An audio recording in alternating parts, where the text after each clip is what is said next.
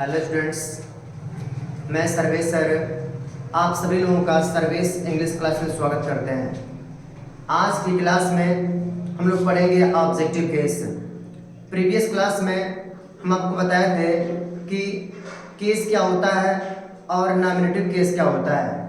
तो हम आपको यही बताए थे नॉमिनेटिव केस जो होता है वो हमेशा सब्जेक्ट का काम करता है। किससे काम करता है? सब्जेक्ट का। आज हम लोग केस के नेक्स्ट चैप्टर में आगे बढ़ते हुए शुरुआत करेंगे ऑब्जेक्टिव केस के बारे में। राइट, आखिरकार इसकी जरूरत क्यों है तो मैं आपको बता दूं। अगर कोई भी सेंटेंस या तो इंग्लिश में हो या फिर हिंदी में है, तो जब उस सेंटेंस को ट्रांसलेट करते हैं तो हम उसमें खोजते हैं कौन सब्जेक्ट है और कौन हमारा ऑब्जेक्ट है। राइट, तो जैसे मैं आपके सामने सब्जेक्ट पेश करूं कि जैसे मैं कहूं कि मुझे चाय अच्छा लगता है। राइट, अब फिर मैं कहूं मुझे तुम पसंद हो। राइट, तो आप देख पा रहे होंगे यहाँ पर भी दिया हुआ है मुझे और यहाँ पर भी दिया हुआ है मुझे। राइट, तो मुझे चाय अच्छा लगता है, तो मुझे चाय अच्छी लगती है। जब इसको हम ट्रांसलेट करेंगे तो आप सोच रहे होंगे कि आई मीन्स तो मैं होता है, अब मी मीन्स तो मुझे होता है। तो इस मुझे का जी क्या लगा हम लोग, मी लगाऊं कि आई लगाऊं, इसमें कंफ्यूजन हो जाएगा ना। लेकिन आपको बताया गया है कि जब किसी सेंटेंस में चाहे कोई नाउन हो चाहे कोई प्रोनाउन हो, जब वह सब्जेक्ट काम करता है, कर्ता का काम करता है, तो हमेशा उसे नॉमिनेटिव केस में रखते हैं। नॉमिनेटिव केस या सब्जेक्ट केस में रखते हैं। राइट, फिर यहाँ देख रहे मुझे तुम पसंद हो, यहाँ भी मुझे है, यहाँ भी मुझे है। यहाँ पे देख रहे मुझे भी और क्या दिया है, तुम भी है। तो आप जानते हैं तुम जो होता है यहाँ पर सोचेंगे कि मुझे यहाँ पर ऑब्जेक्ट है और तुम क्या पर है, ऑब्जेक्ट है। राइट, तो आज इसको अंग्रेजी बनाएंगे तो कौन सा ऐसा व्यक्ति है जिसे चाय अच्छा लगता है, कौन ऐसा व्यक्ति है जिसे चाय, कौन पसंद करता है चाय को, तो हो जाएगा आई। तो हो जाएगा I like T. I like T मतलब क्या, मुझे चाय अच्छी लगती है। क्लियर, मुझे तुम अच्छे लगते हो, इससे क्या हो जाएगा आई लाइक यू। क्लियर, तो यही रीजन है कि हम लोग हमें सब्जेक्टिव केस है और ऑब्जेक्टिव केस आना जरूरी है। अगर हम सब्जेक्टिव केस जानेंगे और ऑब्जेक्टिव केस जानेंगे तभी उसका हम लोग किस सेंटेंस में राइट करेंगे उसका हम लोग कर सकते हैं। क्लियर, अच्छा, तो आगे चलते हैं, हम लोग बात करते हैं ऑब्जेक्टिव केस से कि ऑब्जेक्टिव केस हमारा क्या होता है। तो जैसा कि साफ साफ लिखा हुआ है कि जो ऑब्जेक्टिव केस होता है, it functions, it works as object of a verb.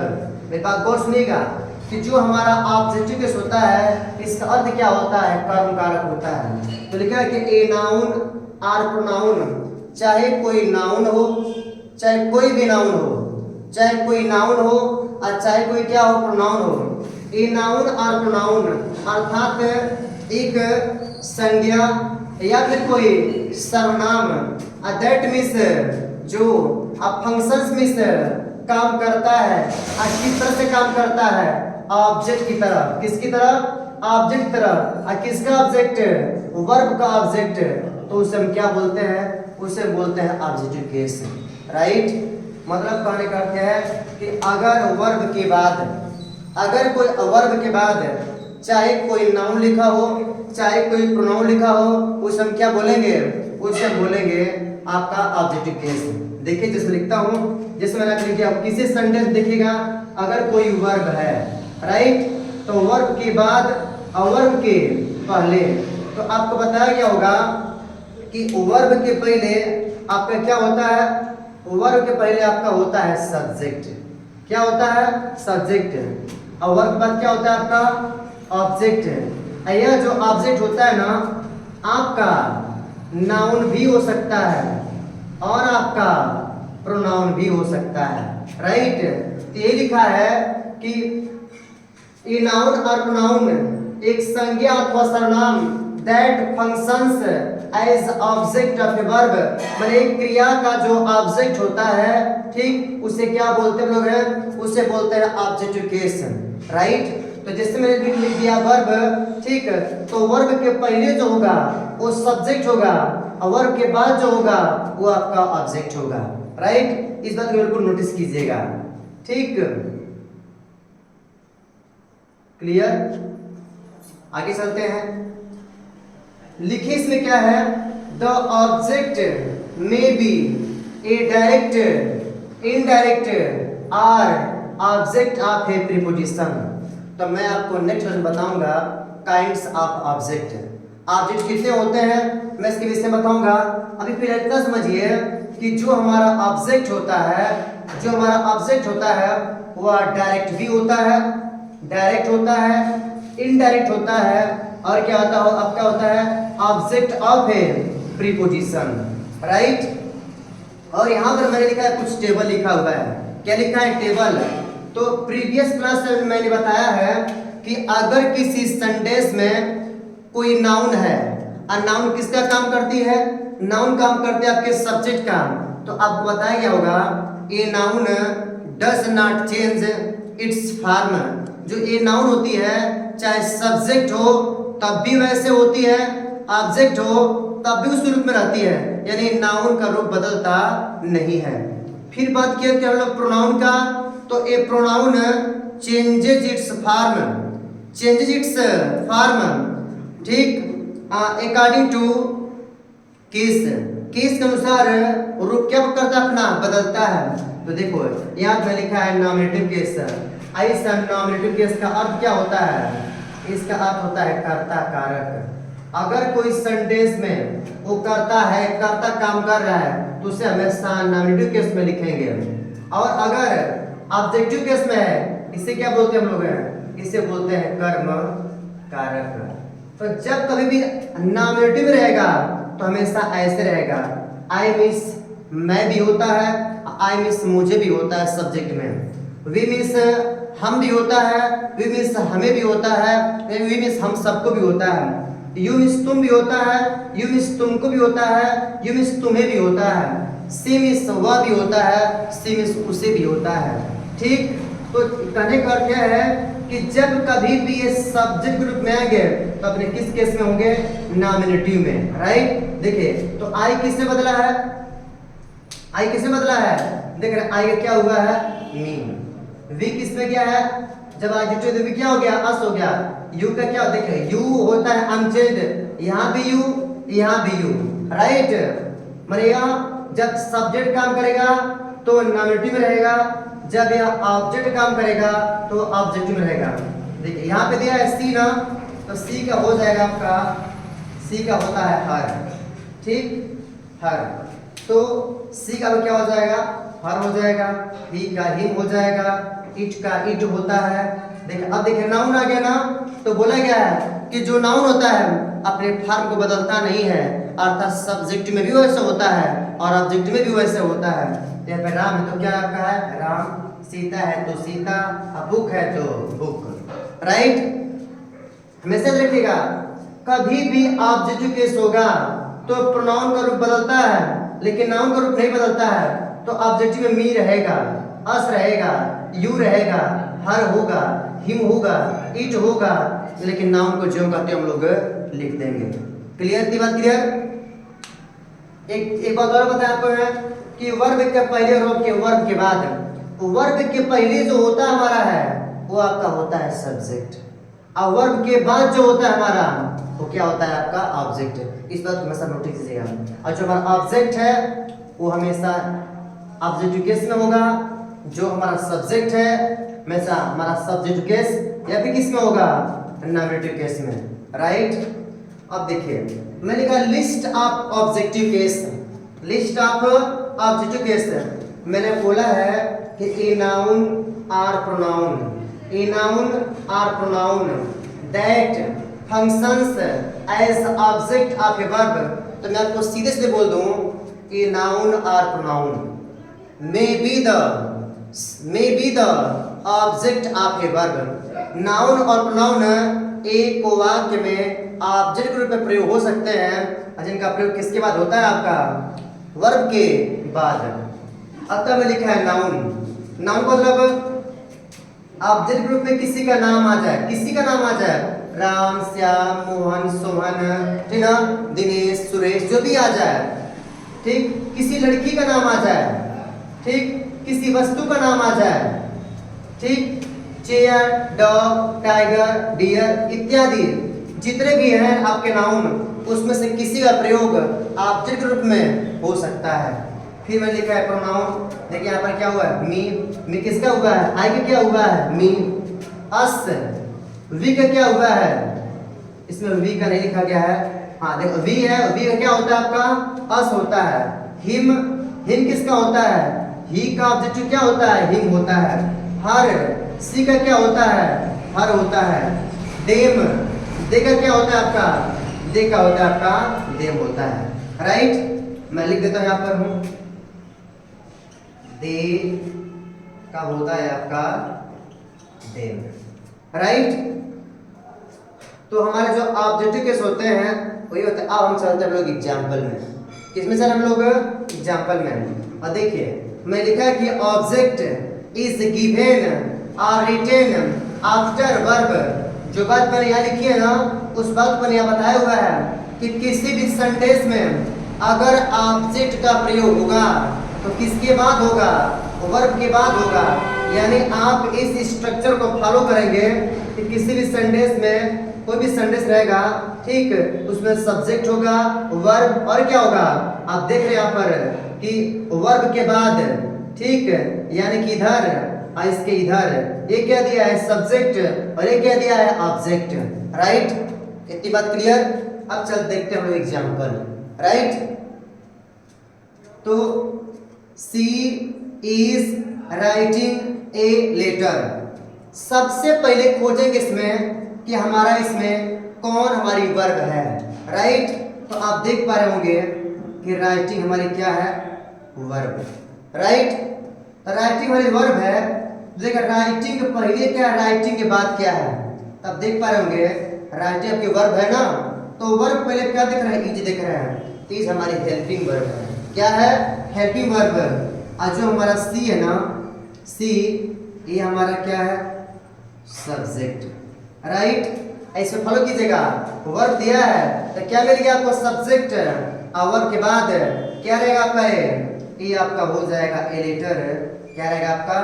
ये हो जाएगा ऑब्जेक्ट। Right, clear. अब देखिएगा, देखो ये जो ए लेटर है, बताइए नाउन है कि प्रोनाउन है? नाउन है ना, तो ये जो ए लेटर है अगर सब्जेक्ट ग्रुप में होता तब भी सही है, और ऑब्जेक्ट ग्रुप में है तब भी वैसे हो, क्योंकि जानते हैं a noun does not change in any case. किसी भी केस में नाउन का रूप बदलता नहीं है। फिर I teach Ram and Sita. मैं राम और सीता को पढ़ाता हूँ। मैं राम और सीता को पढ़ाता हूँ। अब देख पा रहे हो यहाँ पर, या फिर टीच क्या है आपकी?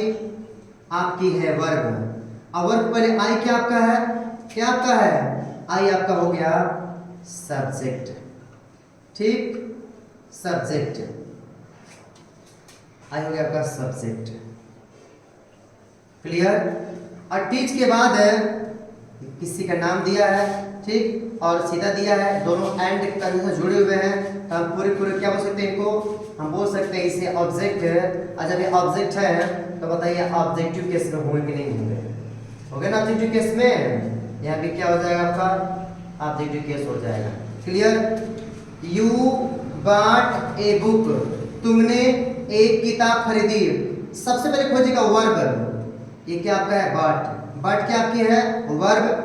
अच्छा वर्ब मिल गया, तो वर्ब के पहले क्या दिया होता है आपका? सब्जेक्ट। तो आपका यू क्या हो जाएगा? आपका यू हो जाएगा सब्जेक्ट। और वर्ब के बाद जो होता है वो हमारा क्या होता है? वो होता है ऑब्जेक्ट। और जब ऑब्जेक्ट है तो उसे क्या बोले हम लोग? ऑब्जेक्टिव केस में से हम लोग बोलेंगे। क्लियर। क्योंकि पता है बुक है तो बुक, बुक, देखो लिखा है बुक भी है, उधर बुक है, right. The tiger killed a deer, माने बाघ ने एक हिरण को मार दिया, राइट। तो क्या देख रहे हैं आप लोग यहाँ पर है किल्ड। किल्ड है क्या आपकी वर्ब, वर्ब के पहले क्या दिया है द टाइगर। टाइगर आपका है क्या, आपका है सब्जेक्ट, सब्जेक्ट मतलब सब्जेक्टिव केस, और वर्ब के बाद क्या दिया है, ठीक, ए डियर, ये आपका है ऑब्जेक्ट, और ऑब्जेक्ट बोलते क्या हम लोग हैं, बोलते हैं ऑब्जेक्टिव केस, राइट। अब यही देखिएगा, the deer was killed by the hunter, हम नाम लिए थे कि ऑब्जेक्ट क्या हो सकता है, या तो डायरेक्ट हो सकता है या तो इनडायरेक्ट हो सकता है, अच्छा क्या हो सकता है, ऑब्जेक्ट ऑफ ए प्रीपोजिशन। तो यहाँ पे देख रहे हो वर्ब, वर्ब तुम्हारी क्या हो गई किल्ड। ये जो हमारी क्या है, इसे बोलते हैं हेल्पिंग वर्ब, इसे क्या बोलते हैं हम लोग हैं मेन वर्ब, राइट। अब मेन को पहले क्या दिया यहाँ पर सब्जेक्ट है ना, सब्जेक्ट आपका, तो जब आपका द डियर क्या हो गया सब्जेक्ट, अर्थात सब्जेक्ट किस हो गया वह, और लाइट के बाद क्या दिया है बाई। अब बाई आपका क्या है प्रीपोजिशन, क्या है प्रीपोजिशन। अब प्रीपोजिशन के बाद किसका प्रयोग होता है आपका ऑब्जेक्ट, यानी जो ऑब्जेक्ट होगा उसे क्या बोलेंगे हम लोग ऑब्जेक्टिव केस बोलेंगे, क्लियर। अब देखते हैं आई इनवाइटेड यू, मैंने बोला है कि जो प्रोनाउन होता है वो बदलता है, कुछ प्रोनाउन अनचेंज होते हैं, सब्जेक्टिव में भी वैसे होते हैं, ऑब्जेक्टिव में भी वैसे होते हैं। अब देख रहे हैं इट का क्या दिया है इट, और यू का क्या दिया यहाँ पर यू। तो अब आई इनवाइटेड यू, मैंने आपको आमंत्रित किया, मैंने तुम्हें आमंत्रित किया, मैंने तुमको आमंत्रित किया, राइट। तो देख रहे हैं आप लोग इसमें इनवाइटेड क्या है, इनवाइटेड क्या है वर्ब। अब वर्ब के बाद क्या दिया होता है आपका यू, यू क्या है आपका ऑब्जेक्ट, और ऑब्जेक्ट में जो होता है उसे क्या बोलते हैं हम लोग हैं ऑब्जेक्टिव, ऑब्जेक्टिव बोलते हैं ऑब्जेक्टिव केस, क्लियर। और वर्ब के पहले क्या होता है आपका सब्जेक्ट, तो आई क्या हो जाएगा आपका सब्जेक्ट यानी सब्जेक्टिव केस।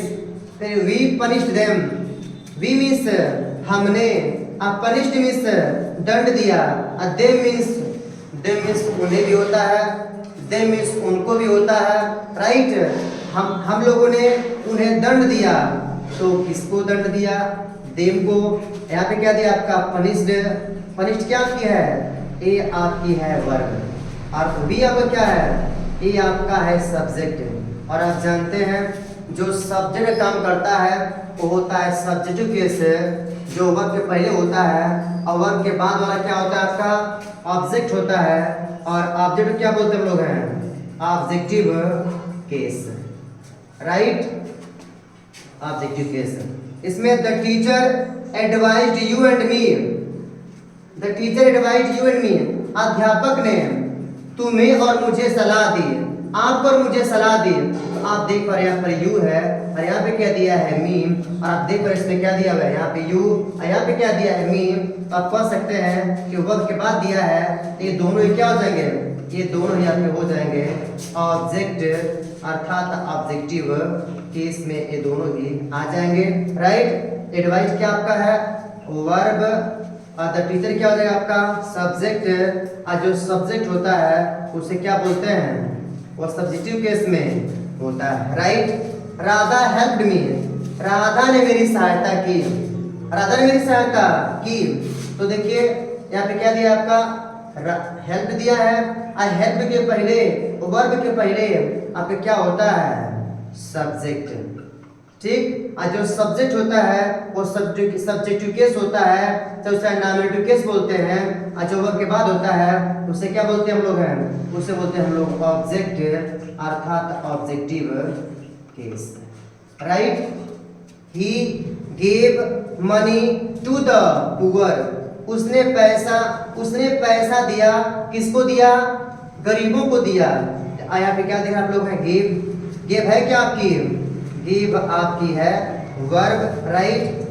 ही आपका क्या है सब्जेक्ट, राइट।